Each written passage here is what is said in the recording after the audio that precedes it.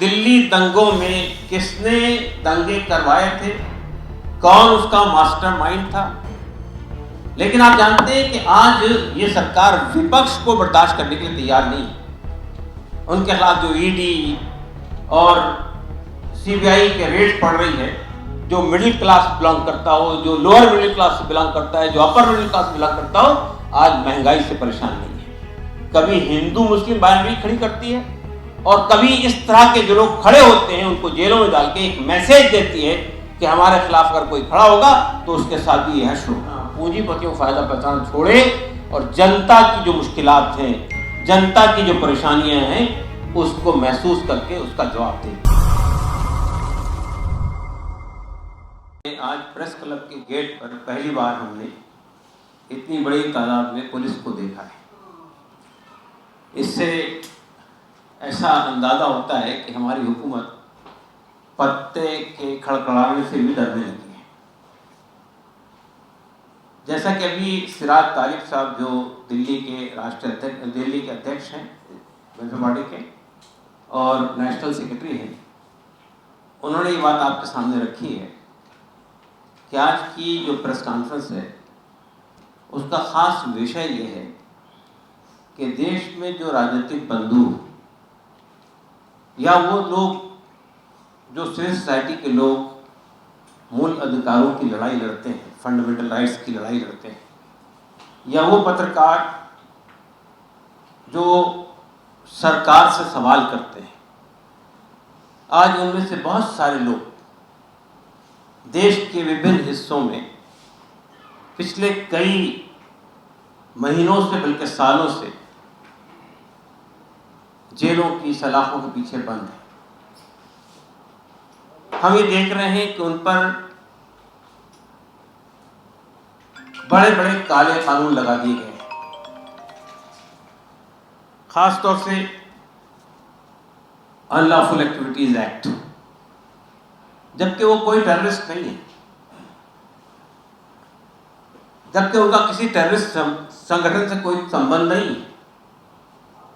लेकिन आप जानते हैं कि अनलॉफुल एक्टिविटीज एक्ट इसलिए लगाया जाता है कि आपको बेल नहीं मिल सके,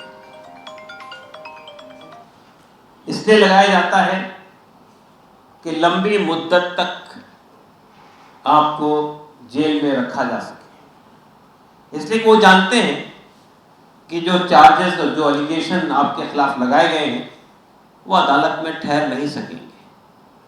तो अदालतों को भी पाबंद कर दिया जाए कि वो आपको, इसलिए कि आप जानते हैं कि यूएपीए में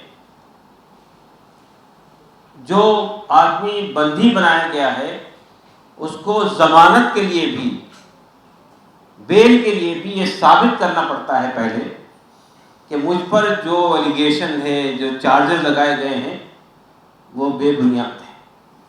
हालांकि हमारे यहाँ आप जानते हैं कि सुप्रीम कोर्ट की बाकायदा वर्डिक्ट है कि bail is a rule, jail is an exception. लेकिन आप सूरत हाल उलट गई है, जेल इज ए रूल और बेल इज एन एक्सेप्शन हो गया है। वेलफेयर पार्टी ऑफ इंडिया, ये जो लोग जेलों में गिरफ्तार है वो देश के अलग अलग भागों में हैं और वो अलग अलग धर्मों और कास्ट से बिलोंग करते हैं। हम जानते हैं कि ये जो लोग गिरफ्तार हैं जेल के अंदर, बहुत सारे लोग उनके नाम भी नहीं जानते होंगे। कुछ प्रोमिनेंट लोग हैं, उनके नाम आप जानते हैं, लेकिन जैसे जैसे समय परवान चढ़ता है, बढ़ता जाता है, वो नाम जहन से मह हो जाते हैं। कोई नहीं जानता कि प्रोफेसर साईं बाबा जो तकरीबन 5 साल से जेल में बंद है, उनका कसूर क्या था।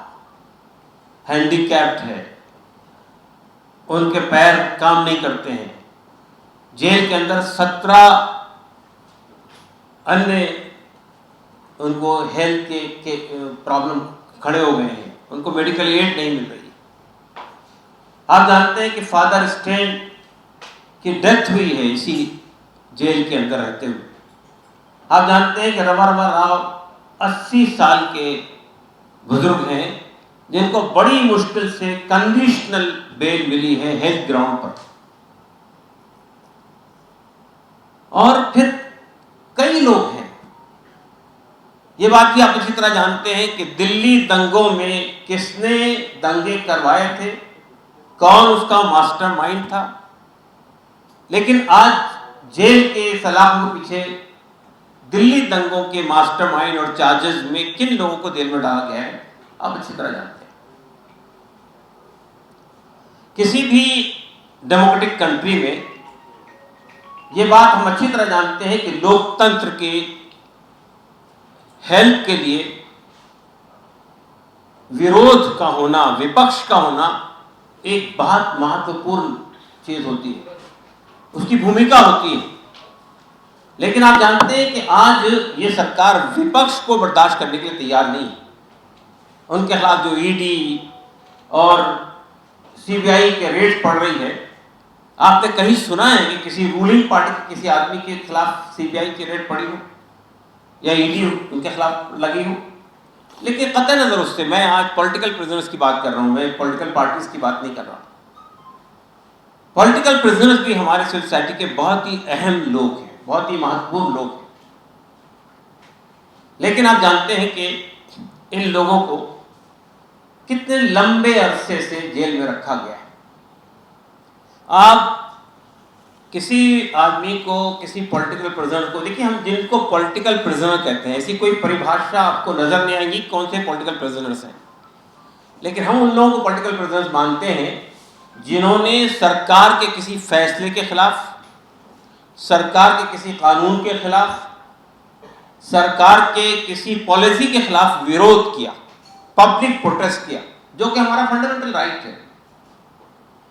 और उसी इल्जाम में, उसी जुर्म के तहत में उन्हें जेल में बंद कर दिया और वो उन पे धाराएं तो दूसरी लगाई गई, उन पे एलिगेशन तो दूसरे लगाए गए।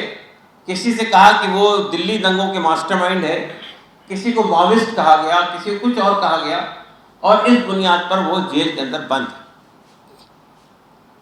तो ये मानव अधिकारों का ही हनन नहीं है, बल्कि देश के लोकतंत्र की सेहत के, उसकी हेल्थ के लिए ऐसा किया जाना इंतहाई आपत्तिजनक इशू है। अफसोस की बात यह है कि हम, आप लोग चूंकि मीडिया से बैठे हैं, मैं ये बात आपके साथ में रखना चाहता हूं।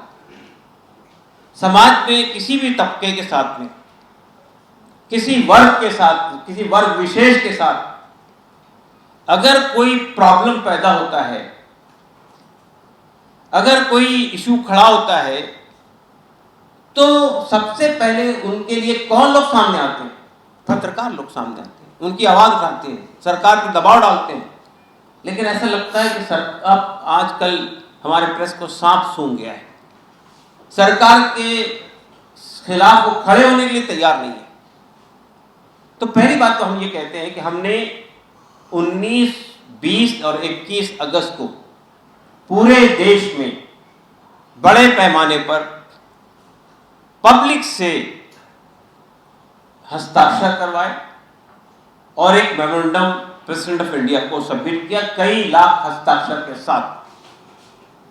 उसमें सबसे पहली डिमांड ये की गई उस मेमोरेंडम में कि जितने पॉलिटिकल प्रिजनर्स हैं पूरे देश में, उन्हें अनकंडीशनल रिहा किया जाए, फ्री किया जाए, आजाद किया जाए। दूसरी बात, हमने सरकार से, हमने राष्ट्रपति साहिबा से ये डिमांड की कि वो सरकार को आदेश करे कि वो एक पॉलिटिकल प्रिजनर्स पर एक वाइट पेपर पब्लिश करे। मालूम होना चाहिए देश के लोगों को कितने लोग अलग अलग धाराओं के तहत देश के अन्य जेलों में पॉलिटिकल प्रिजनर्स की हैसियत से बंद है। तीसरी बात, हमने ये डिमांड की उनसे कि वो उन सब लोगों को कंपनसेशन दें, उतने जितने दिन जेल में रखा गया उसके हिसाब से उनके, अगर वो प्रोफेसर थे, उनका जो वेतन था, या कोई पीएचडी होल्डर है, कोई और प्रोफेशन साबित है, उसके प्रोफेशन के हिसाब से उसको मुआवजा दिया जाना चाहिए, कंपनसेशन दिया जाना चाहिए। फिर हमने एक बात और कही, और हमारा मानना ये है कि लोकतंत्र के लिए ये बहुत ही हानिकारक है कि हमारे देश में ऐसे ब्लैक लॉज मौजूद हैं, ऐसे काले कानून मौजूद हैं, ऐसे ड्रैकोनियन प्रोविजंस हैं, जैसे यूएपीए, मकोका, गजकोका, एस्पा, एनएसए, 124A, जिसके जरिए से किसी भी आदमी को लंबे अरसे तक आप जेल के अंदर रख सकते हैं, उसके तमाम मानव अधिकार सल्ब हो जाते हैं, फंडामेंटल राइट्स खत्म हो जाते हैं। हमने ये मुतालबा किया श्रीमती हमारे राष्ट्रपति से कि वो सरकार से ये कहे कि ये जितने काले कानून हैं उन्हें रिपील किया जाए, उन्हें खत्म किया जाए। किसी भी राजनीतिक, किसी भी लोकतंत्र के लिए ऐसे काले कानून जो हमारे फंडामेंटल राइट्स को खत्म कर देते हो, वो किसी भी तरह से हमारे देश की शोभा नहीं देते, और पुलिस को गैर मामूली अधिकार दे देते हैं, पुलिस को और इंटेलिजेंस एजेंसीज को, कि जितने लंबे अरसे तक वो रखना चाहें, कोई कारण दिखाए लंबे अरसे तक चार्जशीट दाखिल करने से न करें और लंबे अरसे तक उनको बेल डिनाई करें, तो ऐसे किसी भी कानून को हमारे देश में, ऐसे लोकतंत्र के अंदर नहीं होना चाहिए। फिर हमने ये भी कहा है कि आप जानते हैं कि हमारे देश में लॉ एंड ऑर्डर जो है वो स्टेट सब्जेक्ट है, लेकिन आप जानते हैं कि ये एक ऐसी एजेंसी कायम की गई है एनआईए के नाम से, जो आज जिस क्षेत्र में भी जाती है वहाँ की लोकल एजेंसियों से अपने हाथ में ले लेती है चीज़ों, और इस तरह से फेडरलिज्म को, देश के जो फेडरलिज्म है उसको नुकसान पहुंचा रही है। तो एनआईए को भी खत्म किया जाए, और जो स्टेट के पास जो पावर है लॉ एंड ऑर्डर कंट्रोल करने के लिए, उसको रिस्टोर किया जाए। इसके बाद हमने कल 31 अगस्त को यहाँ V K Krishna Menon hall opposite supreme court में एक दिन भर का पीपुल्स ट्रिब्यूनल किया, और पीपुल्स ट्रिब्यूनल किया ही इसलिए जाता है कि पब्लिक के सामने विशेष तौर पर जिन लोगों को जिनको बंधक बनाया गया है, जिन पर तरह तरह के आरोप लगाए गए हैं, उनका एक पब्लिक ट्रिब्यूनल के अंदर उसका विश्लेषण किया जाए, पब्लिक में अवेयरनेस पैदा किया जाए, लोगों को बाखबर किया जाए, अवेयर किया जाए। तो हमने ये उनके ऊपर क्या चार्जेस लगाए गए, क्या सेक्शंस लगाए गए, क्या आरोप है प्रोसिक्यूशन के, और उनका क्या आर्गुमेंट है, हमने हर केस की हिस्ट्री पेश की, और उसके बाद ट्रिब्यूनल ने उस पर जजमेंट, उस पर अपना ऑब्जर्वेशन दिया। तो जो ट्रिब्यूनल की ज्यूरी थी उसमें हाई कोर्ट के रिटायर्ड जजेस थे, सुप्रीम कोर्ट के सीनियर लॉयर थे, हाई कोर्ट के सीनियर लॉयर थे, सिविल सोसाइटी के ऊंचे पद के लोग थे। मैं उनके नाम आप सामने रखना चाहता हूँ। पहले डॉक्टर यानी जस्टिस एस पार्कर, जो रिटायर्ड हाई कोर्ट जज हैं बंबई हाई कोर्ट के, वो सुबह से शाम तक एज ए ज्यूरी के हेड के तौर पर वहां मौजूद रहे। दूसरा नाम था सुप्रीम कोर्ट के सीनियर एडवोकेट प्रशांत भूषण जी, वो भी इस ट्रिब्यूनल के अंदर मौजूद थे। तीसरा नाम था सीनियर एडवोकेट गायत्री सिंह, जो बंबई हाई कोर्ट की सीनियर एडवोकेट है, वो उसमें मौजूद थी।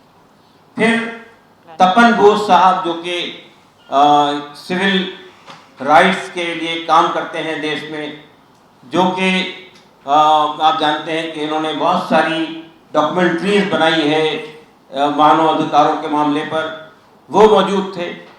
फिर उसमें डॉक्टर जफर इस्लाम खान साहब, जो कि एक्स फॉर्मर चेयरमैन है दिल्ली ह्यूमन राइट कमीशन के, वो मौजूद थे, माइनॉरिटी कमीशन के वो मौजूद थे।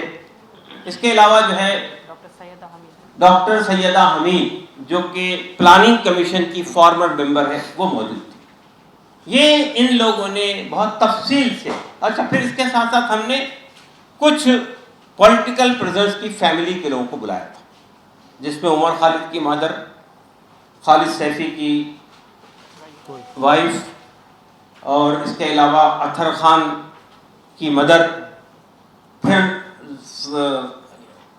हनी बाबू की वाइफ, प्रोफेसर साई बाबा की वाइफ सफूरा जरगर खुद मौजूद थी, और कुछ लोग की फैमिली किसी वजह से नहीं आ सकी, जिसमें नताशा नरवाल, सिद्दीक कप्पन, और यहाँ दिल्ली के जो बहुत ही प्रोमिनेंट हमारे जर्नलिस्ट हैं गौतम नवलखा जी, ये लोगों का भी केस हमने प्रेजेंट किया। जस्टिस जूरी की जो फाइंडिंग्स है मैं वो आप सामने रखना चाहता हूँ। फैमिली ने, जो फैमिली उसमें आई थी, उन्होंने एक तो उन पर जो विपदा गुजरी है इन दिनों में, कहीं 2 साल, कहीं 3 साल, किसी का सोल अर्निंग मेंबर जो है वो जेल के अंदर है, किसी का होनहार बेटा जिससे वो उम्मीदें बांध रहे थे वो जेल के अंदर है, किसी का भाई जेल के अंदर बंद है। तो ऐसे लोगों ने अपनी विपदा सुनाई, दर्द भरी कहानी सुनाई, और समाज में अगर किसी को आप आतंकित घोषित कर दें या इल्ज़ाम लगा दें उसके ऊपर में, उस पर यूएपीए लगा दें, तो समाज में ऐसे लोगों के साथ क्या बर्ताव करता है समाज, वो आप अच्छी तरह जानते हैं। तो उन्होंने अपनी पीड़ा सुनाई वहाँ पर, और उसके बाद उन्होंने ये बताने की कोशिश की कि अगर हमारे लोग जो लोगों के हुकूक की लड़ाई लड़ रहे हैं, अगर उनके साथ इस तरह का मामला होगा तो कल कौन खड़ा होगा, कल कौन खड़ा होगा, लोगों के मानव अधिकारों का हनन होगा तो कल कौन खड़ा होगा। ये उन्होंने सुनाया। उसके बाद जो है जो हमारी जूरी थी उसने जो बातें कही हैं, पहली बात तो उन्होंने ये कही है कि ये जो बहुत सारे कैदी गिरफ्तार किए गए हैं पॉलिटिकल प्रिजनर्स, उस पर खासतौर से दिल्ली दंगों में एक सिंगल चार्जशीट में 25-30 लोगों को गिरफ्तार किया गया, और ये कहा गया कि ये सब लोगों को अलग अलग चार्जेस इन पर हैं, लेकिन उनको एक सिंगल चार्जशीट में, कॉमन चार्जशीट बनाकर लाने का मतलब ये है कि पुलिस ये चाहती है कि ये एक लार्जर कंस्पिरेसी का केस बनाकर पेश किया जाए, ताकि जब तक के सब लोगों का ट्रायल मुकम्मल ना हो जाए उस वक्त तक ना किसी को बेल मिल सके, ना कोई आदमी छूट सके। अगर उस पर इल्जाम गलत साबित होता है तब भी एक आदमी की बात नहीं बनेगी जब तक कि सब लोगों का मामला। तो ये एक तरीका होता है पुलिस का कि ऐसे तरीके से फंसाया जाए कि प्रोसेस जो है वो पनिशमेंट बन जाए। तो ये बात हमारी जूरी ने कही है कि ये जो ट्रायल हो रहा है, लेंदी ट्रायल, जिस तरह लंबे अरसे तक जेलों में रखा जा रहा है, तो प्रोसेस जो है वो पनिशमेंट बनता जा रहा है। दूसरी बात पैनल ने ये कही कि ये जो सुप्रीम कोर्ट का कहना है कि bail is a rule, jail is an exception, इसको इंश्योर किया जाना चाहिए। तीसरी बात उन्होंने कही कि बाज जो लोग अरेस्ट किए गए हैं उनको दबाव डालकर, टॉर्चर करके मजबूर किया जा रहा है कि वो पुलिस के इन्फॉर्मर बन जाएं, वो जो है हॉस्टाइल विटनेस हो जाए, ताकि वो दूसरे लोग, अपने जो को ब्रदर्स उनके जेल में बंद हैं, उनके खिलाफ गवाही दें और उनकी गवाही को बुनियाद बनाकर उन लोगों को जेल में बंद कर दिया। इसकी कोशिश भी हो रही है, जो बिल्कुल अनडेमोक्रेटिक है, इलीगल है, नहीं होना चाहिए।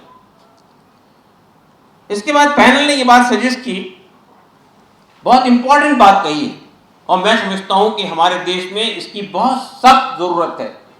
उन्होंने कहा कि जिन लोगों को गैर जरूरी तौर पे फंसाया गया है जेलों के अंदर, उन सब लोगों को अगर ये साबित हो जाता है कि इनको फंसाया गया है गलत इल्जामात में, तो उन पुलिस अफसरान को जिन्होंने इस तरह की झूठी चार्जशीट बनाई, झूठे एलिगेशंस लगाए, काले कानून पर अप्लाई किए, उनको अकाउंटेबल बनाया जाए और उनके खिलाफ मुकदमा कायम करके उनको सजा दिलवाई जाए। ये एक बड़ी अहम फाइंडिंग थी कल के ट्राइब्यूनल की।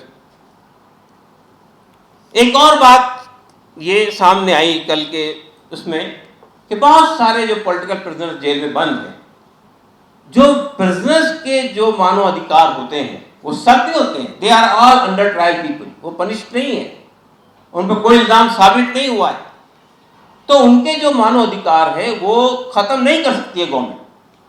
लेकिन उनको मेडिकल फैसिलिटीज नहीं मिल रही है, उन पे जो है उनको टॉर्चर किया जा रहा है, ऐसे इल्जाम सामने आए पब्लिक के, हमारे मीडिया में भी पब्लिश हुए। तो इसका भी नोटिस संज्ञान हमारी इस उसने लिया। तो ये जो कंपेयर हमने चलाई है, देखिए ये हम समझते हैं कि इस वक्त का बहुत ही महत्वपूर्ण सब्जेक्ट है कि जो देश के अन्य हिस्सों में, और हम ये बात कहने पे मजबूर हैं कि देश में 2014 के बाद बड़ी मात्रा में पॉलिटिकल प्रिजनर्स बनाए जा रहे हैं। बड़ी मात्रा में, बड़ी तादाद में लोगों को बेबुनियाद आरोपों के तहत काले कानून के जरिए से उनको अंदर रखा जा रहा है। ये कौन लोग हैं? ये वो लोग हैं जिन्होंने CAA-NRC के खिलाफ प्रोटेस्ट किया था। ये वो लोग हैं जिन्होंने फार्मर्स के राइट के लिए बात की थी। ये वो लोग हैं जिन्होंने महंगाई के खिलाफ आवाज उठाई थी। ये वो लोग हैं जिन्होंने डेमोक्रेसी का जो हशन हो रहा है उसके खिलाफ खड़े हुए थे। उन पर कभी जी भीमा कोरेगांव, हाँ, भीमा कोरेगांव वाला केस आपके सामने, 3-3 साल से लोग बंद हैं। तो ये मुतालबा किया जा रहा है कि इन सब लोगों को अनकंडीशनल रिहा किया जाए, फ्री किया जाए और एक वाइट पेपर पब्लिश किया जाए। ये हमारा डिमांड है। गवर्नमेंट बताए कि कितने पॉलिटिकल प्रिजनर्स बंद हैं। ये जवाब बहुत आसान है कहने के लिए कि पॉलिटिकल प्रिजनर्स नाम की कोई डेफिनेशन हमारे कानून में नहीं है। ये सब लोग हैं जो अलग अलग आरोपों के तहत बंधक बनाए गए। तो मैं ये कहना चाहता हूँ, ये प्रेस कॉन्फ्रेंस हमने आपके माध्यम से हम इस देश की सिविल सोसाइटी से अप्रोच करना चाहते हैं, आपके माध्यम से हमारे देश की सरकार के सामने बात रखना चाहते हैं। अगर मुल्क में डेमोक्रेसी है तो वो नजर आनी चाहिए, वो दिखाई पड़नी चाहिए, लोगों के मानव अधिकार बाकी रहने चाहिए। ये किसी एक विशेष वर्ग का इशू नहीं है, ये देश के सब लोगों का मसला है। और अगर किसी विशेष वर्ग का इशू होता तब भी हमारे लिए कंसर्न का बात था।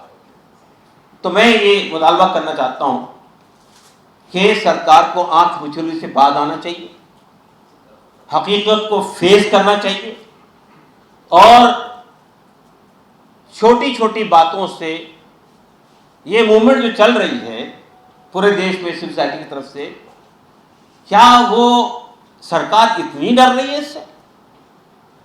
उसको ये लगता है कि वो इतनी बड़ी तादाद में वो पार्लियामेंट में मौजूद है तो उसका कुछ बिगड़ जाएगा? तो आखिर ये आवाजें क्यों नहीं उठने दी जा रही? इससे किस बात का भय है, किस बात का डर है? तो वेलफेयर पार्टी ऑफ इंडिया ने ये डिमांड्स की है गवर्नमेंट से अपने मेमोरेंडम के जरिए से, जो राष्ट्रपति को सबमिट किया गया है लाखों लोगों की सिग्नेचर के साथ, और उसके साथ साथ कल पीपल्स ट्रिब्यूनल के जरिए से जो बात उठी है और जो हमारे पैनलिस्ट ने जो बातें रखी हैं उसके माध्यम से हमने सरकार तक अपनी आवाज़ पहुंचाने की कोशिश की, देश की जनता तक अपनी आवाज़ पहुंचाने की कोशिश की।